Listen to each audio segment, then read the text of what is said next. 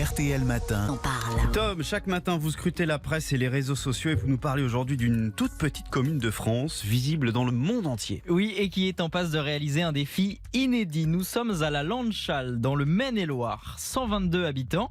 Le village a lancé un pari fou, afficher son blason dans tous les pays du monde. Regardez, je le tiens dans mes mains et vous pouvez le voir sur rtl.fr. Ce blason-là a été photographié aux quatre coins de la planète par des touristes, des expatriés, même des étrangers, en tout cas des humains qui ont vu passer les différents appels sur les réseaux sociaux et sur l'antenne de RTL. Souvenez-vous, Jean-Christophe Rouxel, le maire, avait été l'invité de Julien Cellier en février dernier pour parler de cette initiative.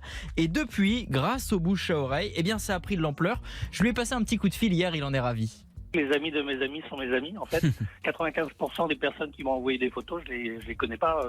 Et donc, on a reçu des photos incroyables. On en a une au pôle Nord géographique, à 90 degrés 00. On en a une au pôle Sud, qui a été prise par un médecin de la Basse-Concordia, à moins 72 degrés. Il tient le blason dans les mains, enfin plutôt dans les moufles. Voilà, et les exemples sont nombreux. Sur la tombe de Johnny à Saint-Barth, dans un sous-marin ou à 8500 mètres d'altitude avec un pilote en apesanteur. La dernière en date a été envoyée il y a quelques jours par la Marine nationale qui a voulu aussi jouer le jeu. Génial. En tout cas, monsieur le maire a reçu 3000 clichés du monde entier, à une exception. Laquelle ? Un seul pays où le blason n'a pas encore voyagé, la Corée du Nord. On le sait, la situation politique est un petit peu compliquée, mais Jean-Christophe ne perd pas espoir.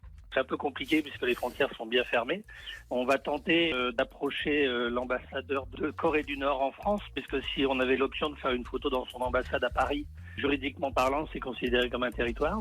Voilà, il faut un petit peu ruser et avoir un petit peu d'imagination. Et puis si jamais un de nos auditeurs qui nous écoute connaît quelqu'un en Corée du Nord, n'hésitez pas à relayer cet appel. Cela permettrait à la commune d'être homologuée par le fameux Guinness Book pour ce record mondial. On lance un appel à Kim Jong-un. Voilà, si jamais il écoute, on vous en parle tous les matins à 5h20.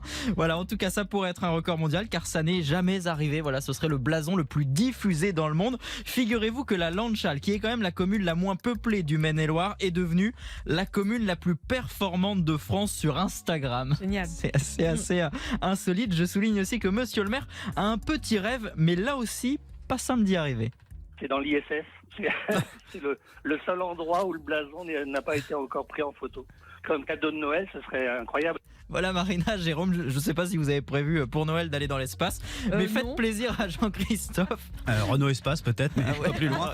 Waouh, on belle fête de Noël vous attend.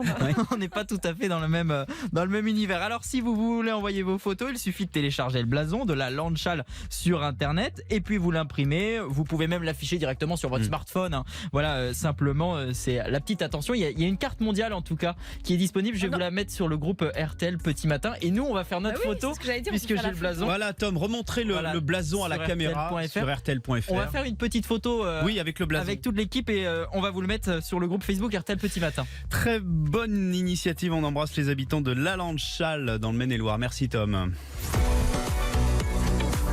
RTL.